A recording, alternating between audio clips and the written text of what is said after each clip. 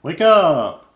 I'm Doug, and this is the Taste and Sensibility channel. And here on Coffee Review number 9, we are charging ahead our trip south through the Western Hemisphere coffee growing countries. We've done 5 countries in Central America, and now we're moving on down to South America, where we're looking at Colombia Supremo coffee today from a single source.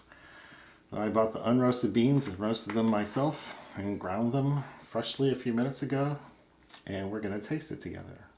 Second topic today is French press brewing, so I'll brew some of this in a French press and see if that's any different. So if you like the reviews you've been seeing here on this channel, please give this video a thumbs up, leave a comment, leave a question, subscribe to the channel, and click that bell to get notified when the new reviews come out on Mondays. Usually I have my coffee cooling off a little bit while I show you the source of this on a map. And here's the book of maps I use, Coffee Obsession by Annette Maldvaer. And we're looking at the page for Colombia. And let me get this carafe out of the way. So the label says this came from the region of Risaralda. And I found that right here. This is a department, a state, an administrative unit in the coffee growing region, kind of in the westernmost part of the country and closest to the connection to Central America. And it doesn't describe any of the characteristics there, but Colombia is full of mostly Arabica growing regions, and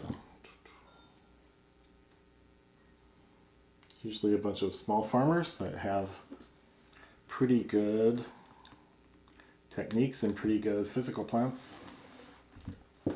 So these are the beans I roasted a few days ago. I bought the beans in January. These were about $22 for this 2-pound bag, so they're not in the wholesale group.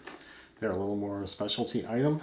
They cost a little bit more, and the farmers who grow them probably get a little bit more.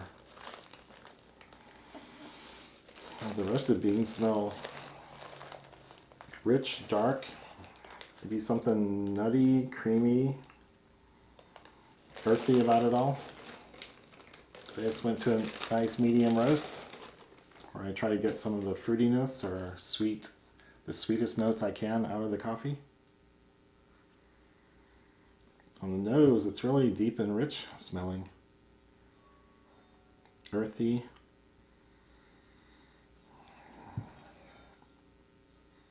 Can't really say chocolate or fruit or sweet. Just a deep, dark richness.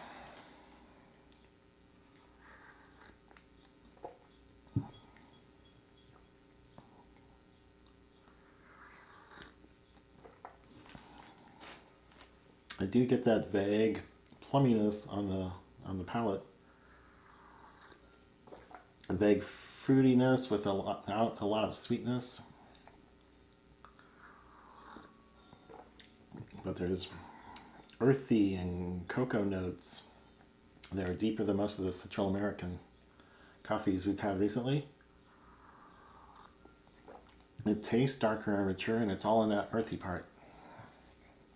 Wow. This is very nice. Wow, it's almost gone too. I'll pour a little more and get it cooling off. So this comes from a co-op of growers. I'll read it off of here. So all the details are 1,400 to 1,750 meters of growing altitude. The varieties are Caturra, Colombia, and Castilla, which we've not heard of before. Caturra, yes, but not the other two. From the region of Risaralda, like we saw on the map, washed and sun-dried in the local farmers' co-ops. They give toasty notes of orange, cherry, milk chocolate.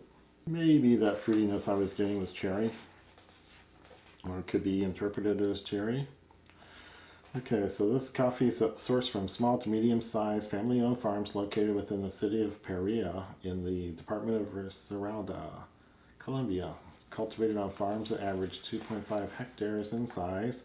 Producers pick up and process coffee at their own micro wet mills and then dry their own coffee, typically on elevated tables inside their solar dryers that provide protection from the nearly continuous rainy season.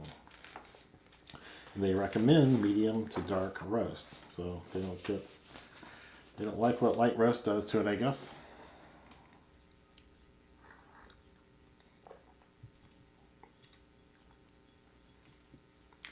So this is very substantial, meaty,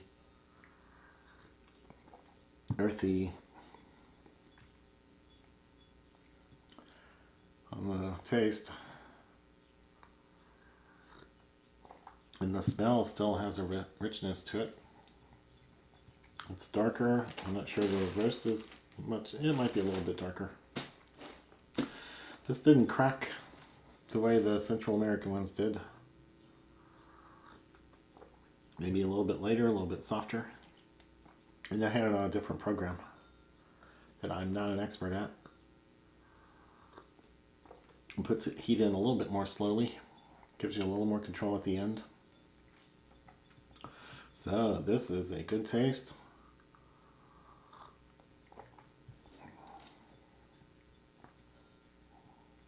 I'll have a link to the Smoking Beans website where you can buy these beans. You can probably buy them roasted.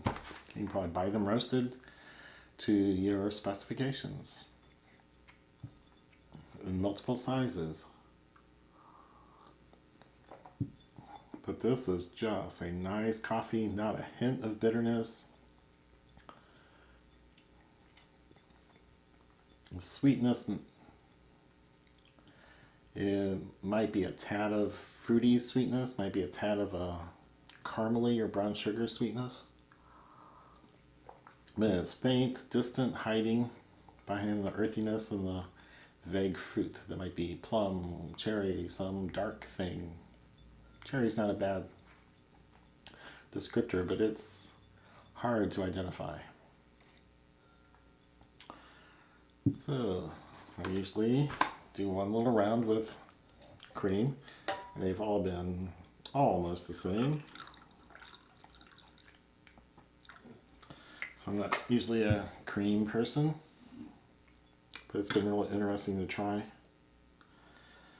Carefully made coffees, and then with careful tasting I've been doing,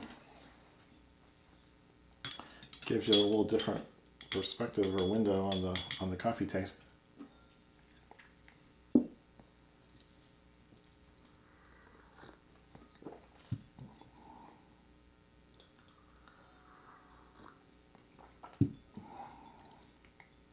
It goes to about the same caramely chocolate milk place that I've been tasting on all the other Central American ones. It's delicious.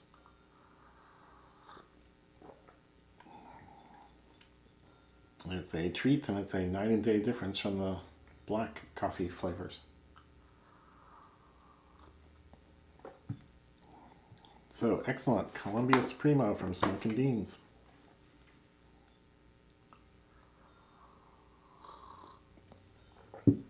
Now we'll dive into some French press brewing of the same coffee. Okay, so the French press equipment I have is the Bodum Brazil. So you can see it is a metal mesh screen with a little spring-loaded outside edge. That plunges all the coffee grounds down to the bottom and leaves the top part, just liquid. So I've got the coffee ground here, and I expect it to be 32 grams. So it's going on the scale.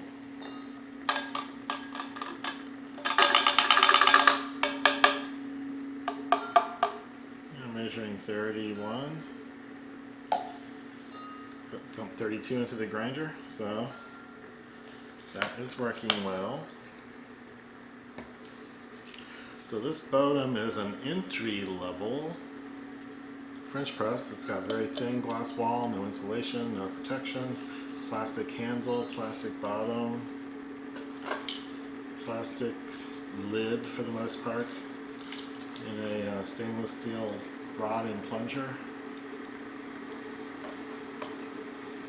So this is different than an automatic drip brewer, where the coffee stays in the filter and all the water passes through that bed of coffee.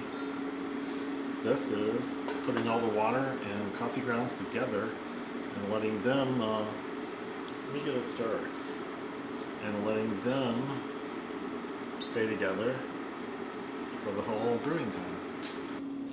So like a lot of the other brewing methods, the first water that we pour in here will just be a little bit to get allow the coffee to bloom. It's very freshly roasted. It'll give off lots of CO2. And I hear the water is about to be ready. It will click off shortly. But we're only going to pour in maybe 50 to 100 grams at the beginning to get the bloom going. Then about 30 seconds later we'll pour in the rest of it. So I'm going to tear the scale and get my timer ready and get the water over here. So the timer is starting.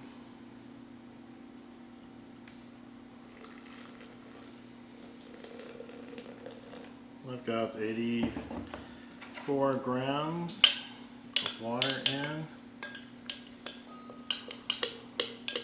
and giving it a little mix. And there's lots of bubbles coming up. It is very foamy. I might do a little bit more. This is expanding in volume quite a bit. We just want to get all the grounds wet, get the CO2 coming off.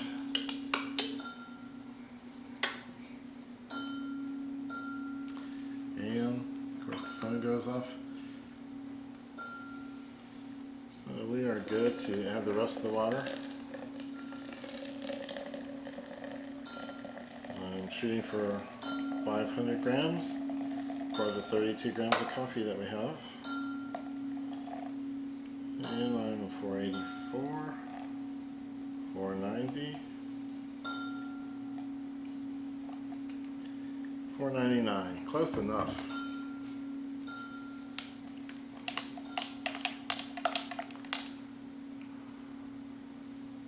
And I'll give that a little stir. And we will wait for the 4 minutes to be up. Quite a bit of blooming and expansion. There's still lots of activity going on there. Lots of bubbles. The top looks like it's boiling and frothing a little bit. Fermenting. All those things. But we know it's just CO2 coming off. We're in the last couple minutes.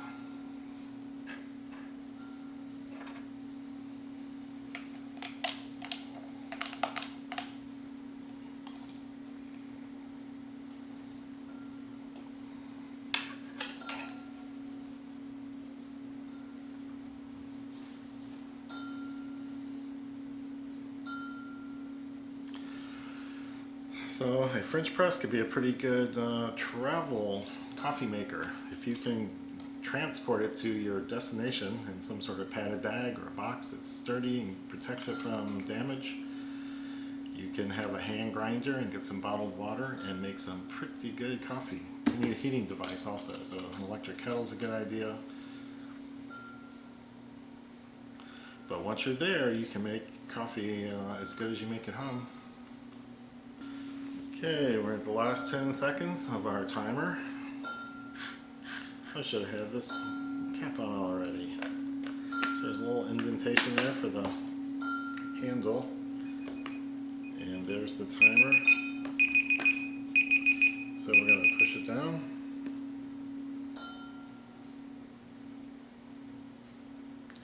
It's got a seal around the outside up against the glass wall.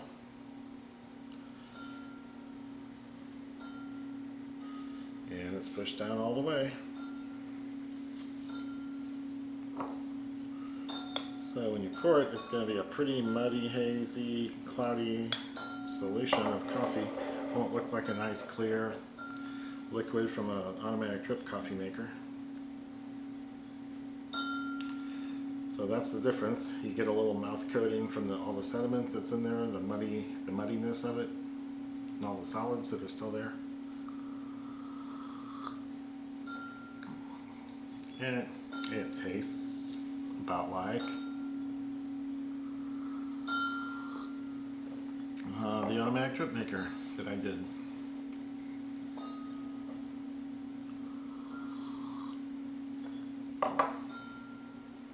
So I'll take this into the tasting room and I'll give it a little more attention. So I just came in with the French press coffee,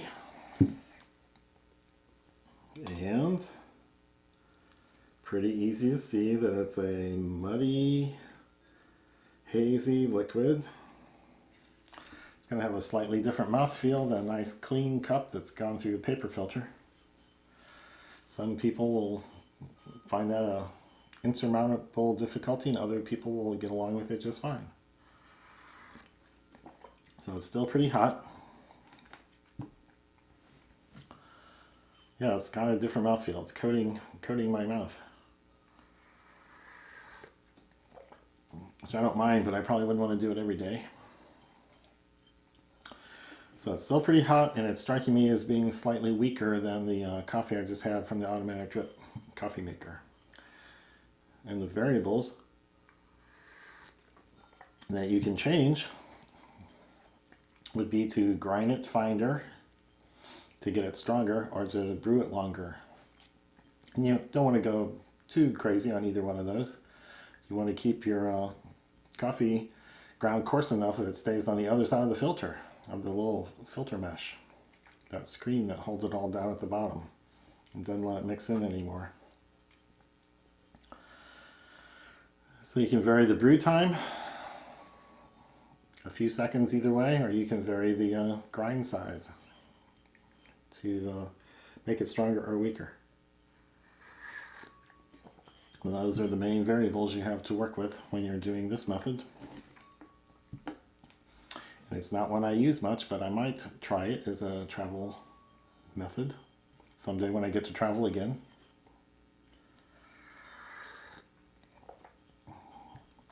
So other than the being slightly weaker, I'm getting the same qualities. It's a nice, deep, rich aroma. Pretty deep, rich taste. There's a fruitiness that I call plum, I call cherry, and kind of a chocolatey, earthy note that's pretty strong in this one, and it's deeper and richer. Maybe because I roasted a little darker than I intended. It might just be the quality of the coffee. So, French press is a pretty good way, pretty straightforward. You just need some hot water and a grinder to make some really good fresh coffee every day.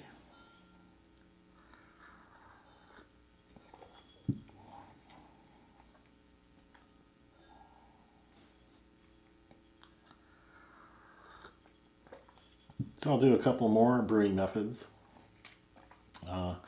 Pretty soon I'll be looking at a siphon, which is also another good travel method. And it's very much the same thing, only it's all handheld and like a big syringe. And then the other method is a siphon, which is very interesting, a stovetop method. But it's kind of showy if you have people over for dinner and have coffee after. That could be a pretty spectacular way to make the coffee. So those will be the extra topics in upcoming episodes. So again, let me remind you to like the video, leave a comment or question, subscribe to the channel, and click that bell to get notified. And we'll see you again on Coffee Review number 10. Cheers.